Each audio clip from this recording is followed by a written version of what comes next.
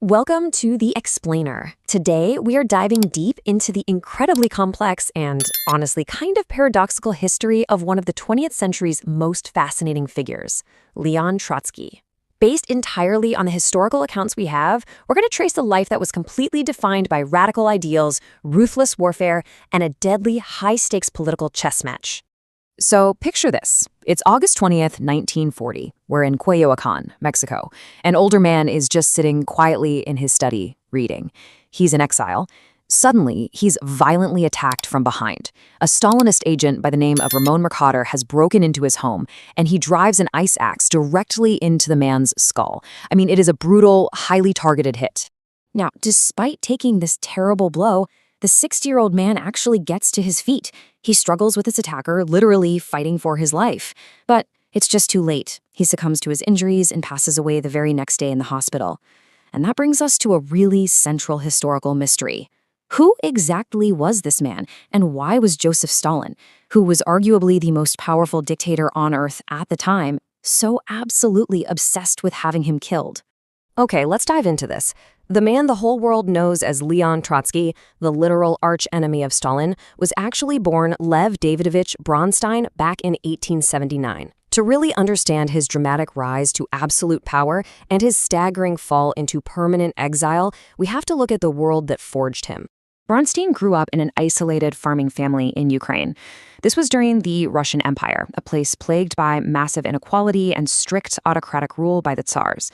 His radicalization really ignited during his youth, and it was driven largely by the catastrophic Russian famine of 1891. We're talking about 500,000 people dead. Just let that sink in. This staggering tragedy fueled widespread outrage against the Tsarist autocracy, and the teenage Bronstein quickly threw himself headfirst into underground revolutionary socialist movements. His early revolutionary days moved at lightning speed. By 1898, boom, he's arrested for organizing workers. In 1900, he's sentenced to 4 years of hard labor out in the frozen penal colonies of Siberia. But he wasn't going to stick around for that. In the summer of 1902, he pulls off this daring escape, literally hiding in the back of a hay wagon. Making his way toward Western Europe, he used a fake passport bearing the name of one of his former jailers from Odessa. And the name on that passport? Trotsky. From that moment on, Lev Bronstein became Leon Trotsky. So, Trotsky flees westward to London, right? And he quickly finds himself navigating this massive ideological debate. In 1903, the Russian socialist movement completely fractured. On one side, you had the Bolsheviks. These were uncompromising ideological purists led by Vladimir Lenin. On the other side, the Mensheviks, who were much more pragmatic and flexible reformers. Now, Trotsky initially sided with the Mensheviks, but he pretty quickly grew disillusioned with their approach. He actually ended up spending the next decade as this highly influential but fiercely independent, unaligned Marxist thinker. And this brilliantly illustrates the kind of figure Trotsky was becoming. He was always drawn straight to the center of the action. In January 1905, Tsarist troops fired on unarmed, peaceful protesters in St. Petersburg, killing as many as 1,000 people. You might know this event as Bloody Sunday. This brutal massacre immediately pulled Trotsky back to Russia from his European exile. He sneaked right back into St. Petersburg and eventually became the chairman of a highly influential council, or Soviet, organizing the city's industrial workers. But as you can imagine, standing up to the Tsar had immense consequences. He was arrested again. In 1906, he was convicted of insurrection and sentenced to Siberia for a second time.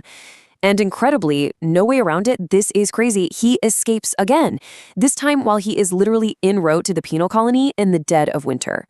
This kicked off another full decade of nomadic exile for him. He's bouncing between cities like London, Vienna, and even New York City, always writing, always agitating.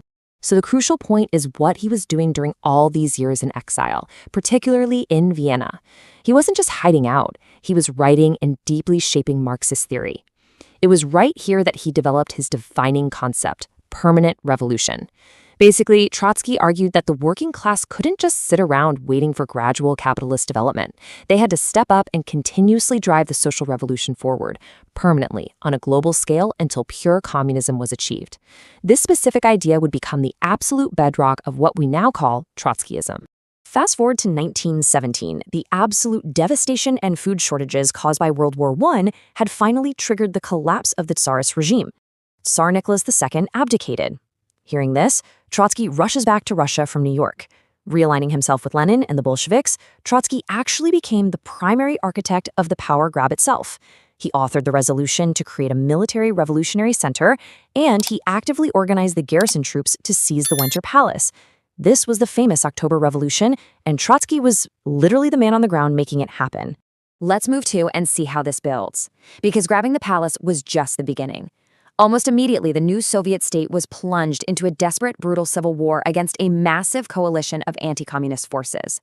To defend the revolution, Trotsky was appointed the People's Commissar for Military and Naval Affairs in 1918.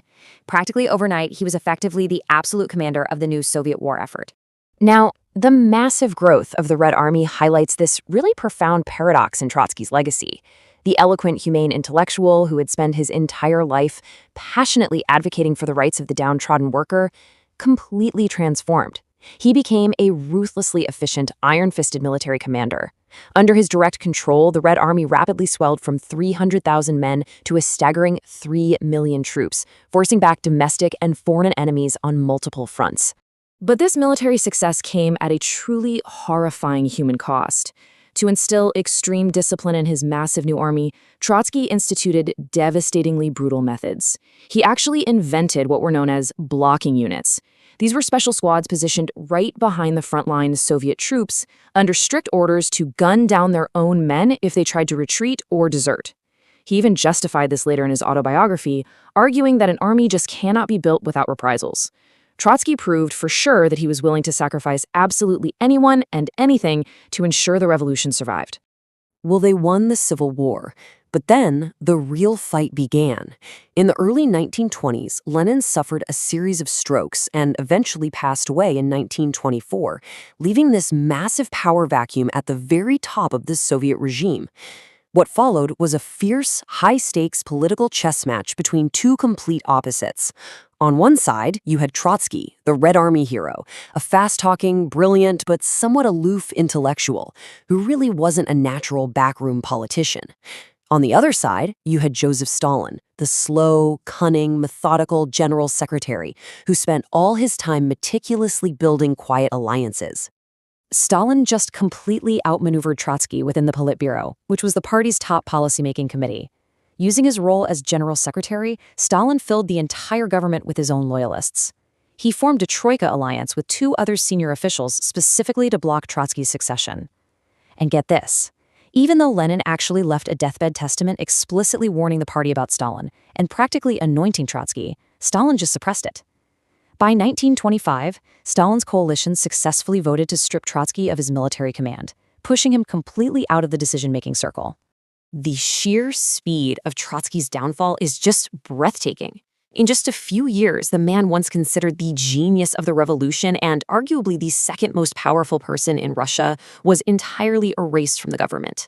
He was expelled from the Communist Party in 1927. By 1928, he was exiled to Kazakhstan. And by 1929, he was permanently deported from the Soviet Union. The lifelong Russian revolutionary would never set foot in his homeland again.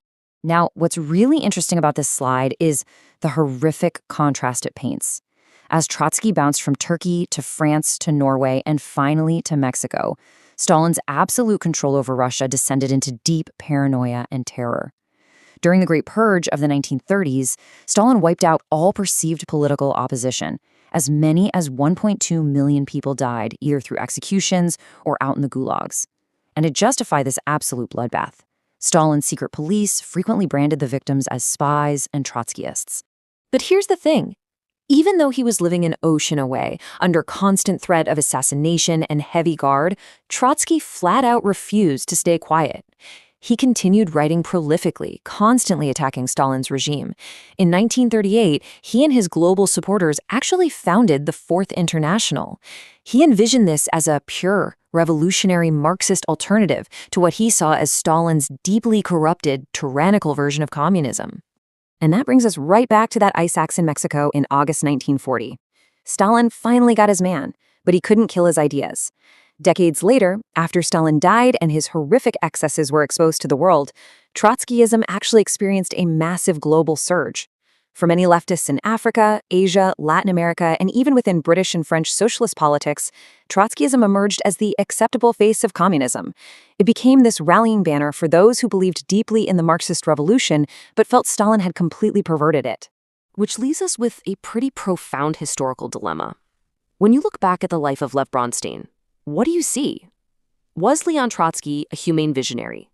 An ideological purist who, if he had just beaten Stalin, could have saved the Soviet Union from its darkest, bloodiest days? Or, when you look at his brutal tactics during the Civil War, was he just another ruthless ideologue who would have sacrificed absolutely anyone to make his utopian vision a reality? It's like a giant puzzle, and it's a debate that still polarizes political thinkers today. Thanks for joining me on this explainer, and I really hope this gave you a clear, structured understanding of his life. Keep questioning and keep learning.